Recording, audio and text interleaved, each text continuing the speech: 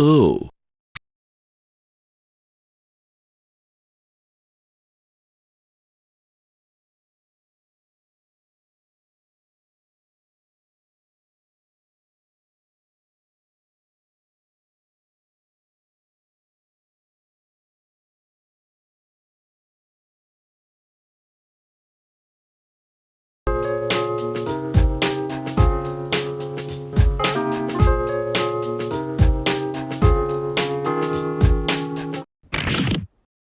Welcome to Sushi Bites.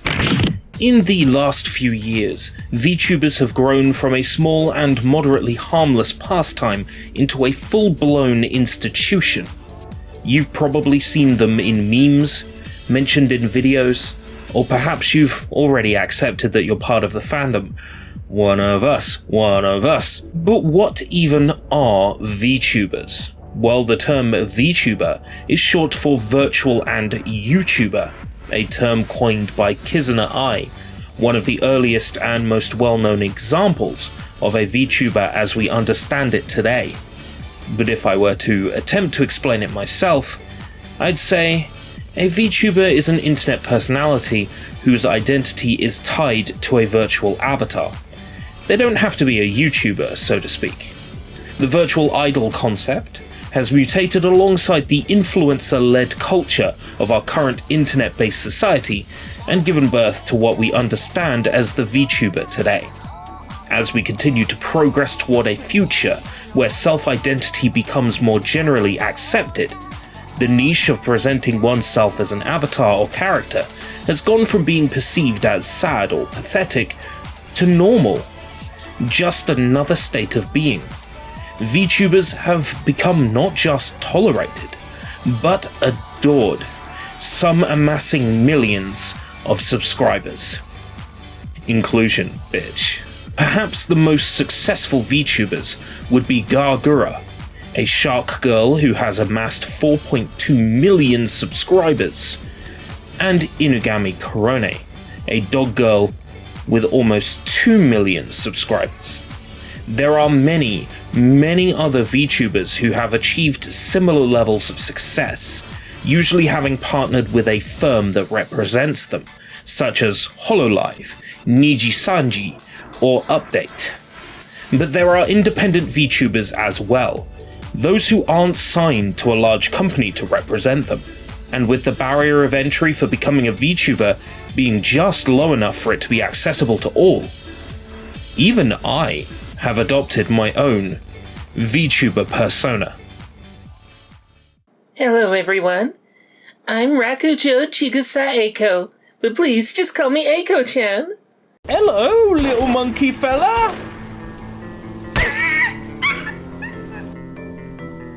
Unacceptable simian casualties!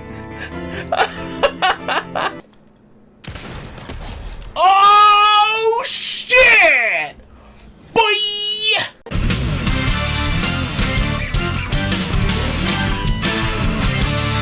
Video News Now! Our top story tonight. Just like the man himself, it seems Duke Nukem can't stop leaking everywhere. I can understand how people outside of the VTuber fandom might see something like this. A 3D or 2D puppet animation with someone's voice. What is this, some form of twisted kink? Are they hiding behind that mask? The answer is yes and no. But there's a certain real buzz to shedding the human skin and presenting oneself as an animated character. It just feels like there's a great deal more freedom of expression.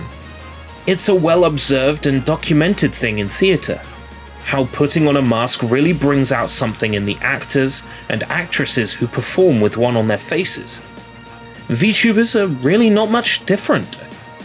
Truly, when observing videos and live streams from VTubers as a form of entertainment just like any other, it's not a matter of hiding one's identity or wearing a mask to deflect criticism. It's just another way of bringing out the natural talent of the people who choose to, or perhaps just feel more comfortable, equipping a different identity before they go out on stage and perform. I say VTubers are here to stay. And if you don't like that, that's cool. I just think you haven't found the right VTuber for you yet. I wanted to use this episode of Sushi Bites as an opportunity to talk about perhaps my favourite VTubers. I mean, we already briefly mentioned the incredibly popular Gargara. If you don't know who Gura is, or are unaware of the impact she has had on the VTuber fandom, then you really must be new to this. She's currently the #1 most popular VTuber in the world, and I even grabbed her Nendoroid back when it was available for pre-order. If you want her limited merchandise, you have to buy it a year in advance. That's how absurdly popular she has become. I feel like there's a great deal of Gura's success owed to her first karaoke stream, where she sang Ride on Time, the city pop classic from Japanese musician Tatsuro Yamashita. Ride on time, Tokyo 走り出せ、愛を光り出せ、目もくらむほど。That song rode the YouTube algorithm. I'm convinced that this push from YouTube had a hand in the initial success that Gargara saw when starting out. But that momentum has kept going, and as I said, over 4 million subscribers, and the most popular VTuber in the world. You don't get there without being charismatic, funny, and thoroughly entertaining. But my favourite VTuber? Sorry, Gooba, not this time. Bollocks, I'm going to the pub. Kizuna Ai is often considered the first real VTuber, the one who coined the phrase itself, and has had many songs, crossovers, merchandise. For many, she is the original, and best. But quite simply, not my favourite. Sorry, Ai-chan. Fuck you! No need to take it personally. There's one duo of VTubers that I feel are woefully underrepresented and unappreciated, despite being immensely charming, friendly, and passionate about what they do. That's who I want to gush over today. I'm talking about the Omega Sisters. No. No!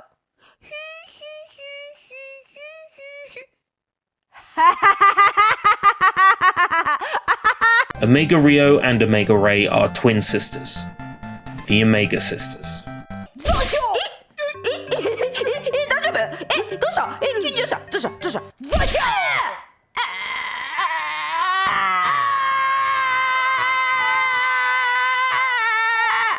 Despite being twins, Ray kinda takes the role of the elder sister. She's the more sensible, grounded one of the two, with interests such as playing Yu-Gi-Oh! Or developing projects in Unity.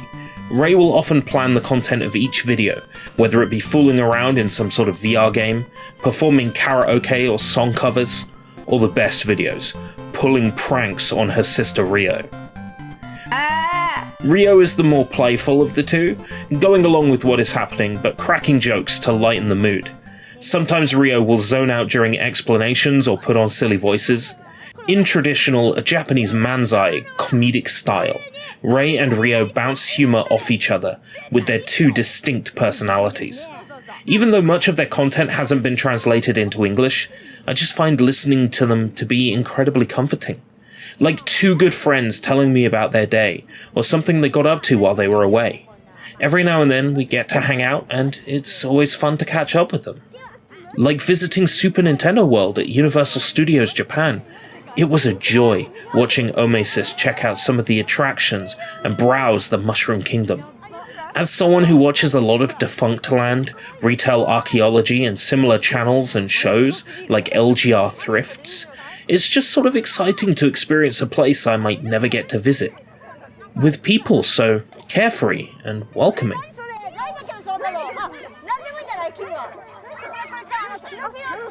Or how about the time that Omesis visited the Good Smile Hobby Show? They're having a swell time checking out all the upcoming merchandise, and then their reaction to seeing the Omesis Nendoroid dolls is just... how this melts my heart. Seeing them fall in love with their own dolls.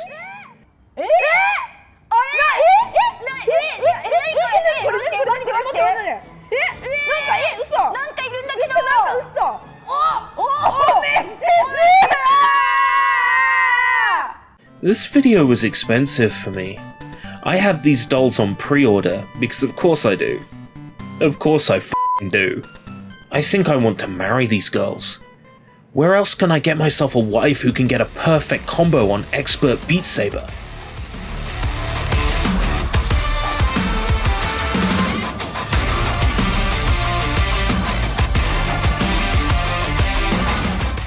I really like that the Omega Sisters have embraced VR.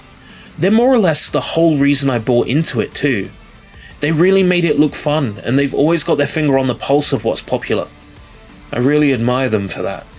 Go-getters that go and get, you know?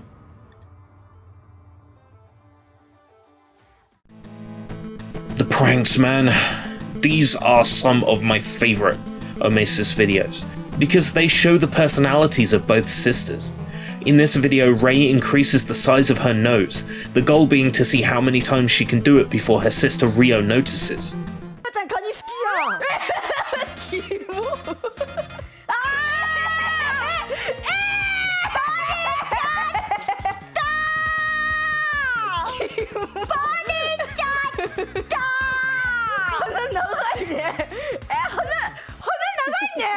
The absolute best prank was when Rei edited herself into footage of the Spider-Man game to see how long it would take Rio to notice. The edits get more and more obvious, and it's absolutely hilarious.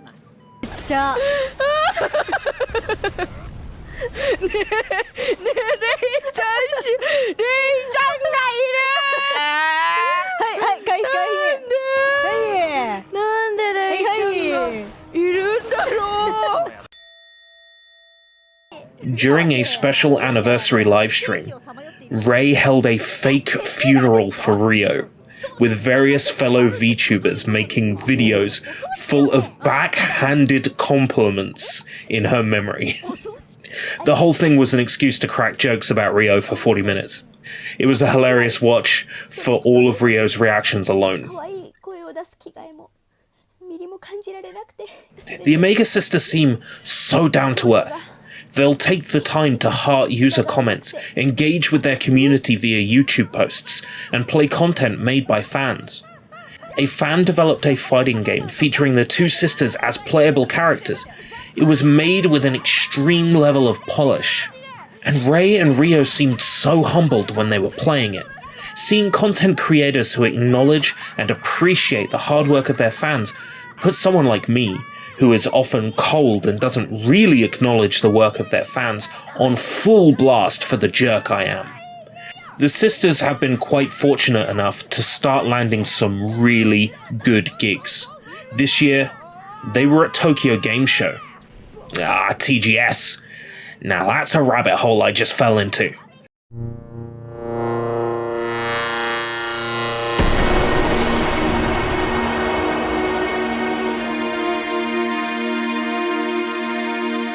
First held back in 1996, a whopping 26 years ago, this is the best of both worlds. Half convention, half expo, it lures in Japanese gamers, journalists, developers, and publishers for special hands-on demonstrations, talks, presentations, and exciting first-come, first-served limited merchandise. Held in the futuristic Makuhari Messe in Chiba, this event is something to look forward to every year.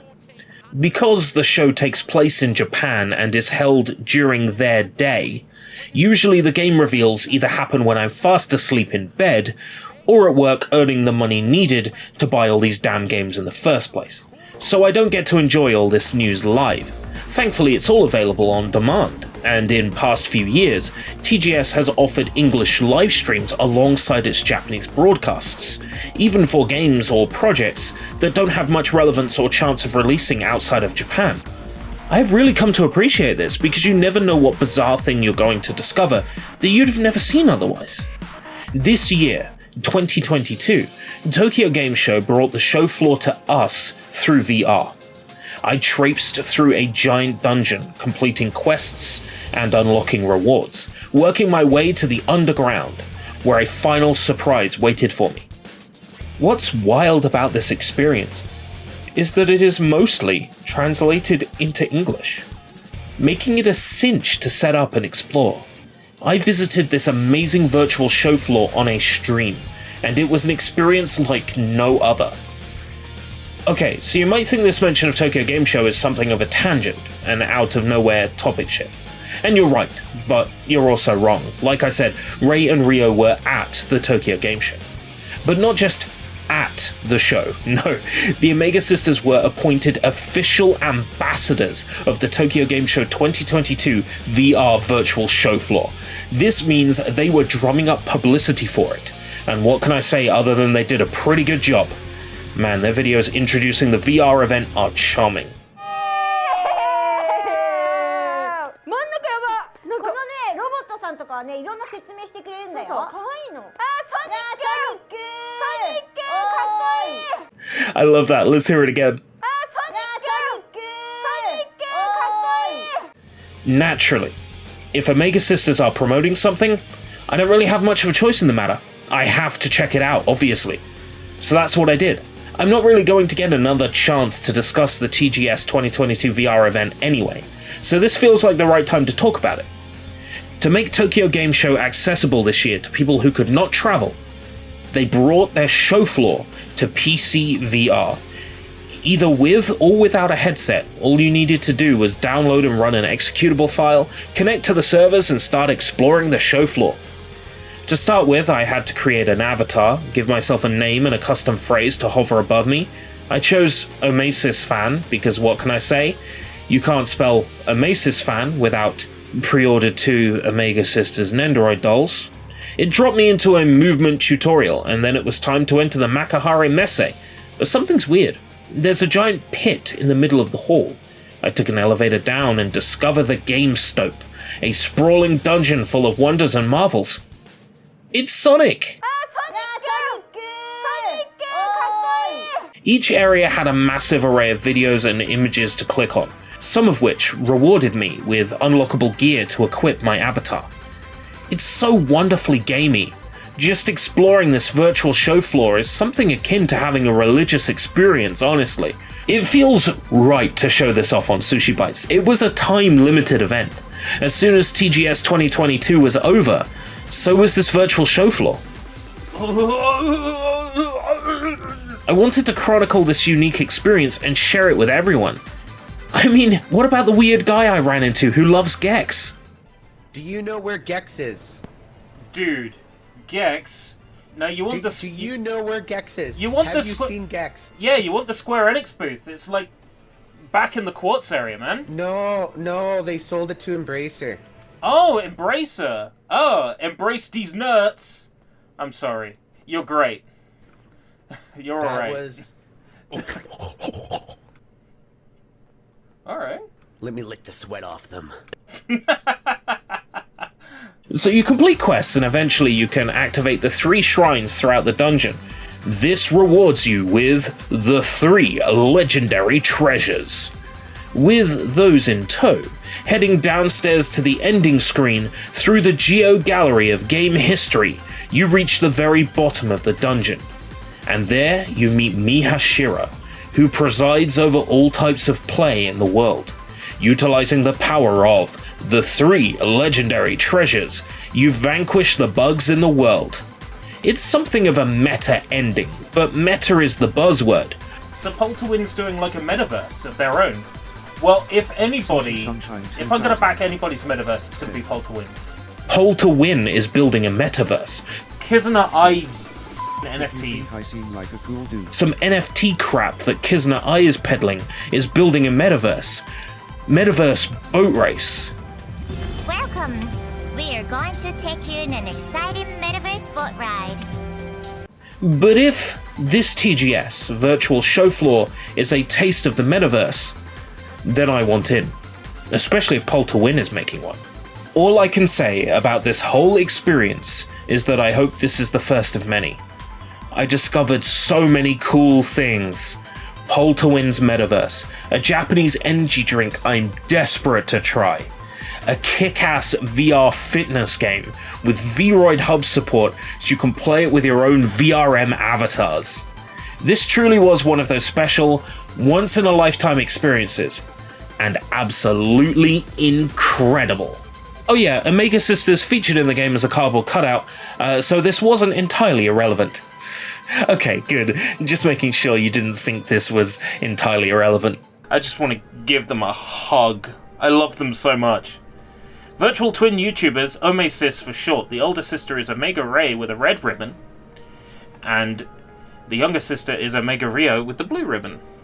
They have been posting videos on YouTube since 2018 in a wide range of genres, including unique projects and singing videos. They were appointed as YouTube contributor in 2019, as well as an ambassador for the 2021 show. My waifus! Here in cardboard form, it's not quite the same. VTubers aren't going anywhere. And that also includes me, Eiko-chan. Those who have been on stage and performed in theatre, even if only a local theatre show like I have, know the power of putting on a costume and stepping into the shoes of another character. It's not an attempt to hide one's identity, it's not to deflect criticism, no, it's an extension of self. All the content creators who have ever made it big on any online platform also take on an identity of sorts, exaggerating the funny parts of their personality, playing a role like just anybody else in a movie does, in a TV show, or in a theatre production.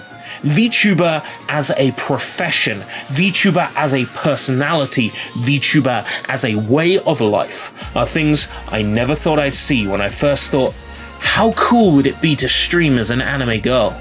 If you have a feeling you want to share, a thought or idea you want to convey, there really is something about the VTuber concept that excels in bringing that into reality.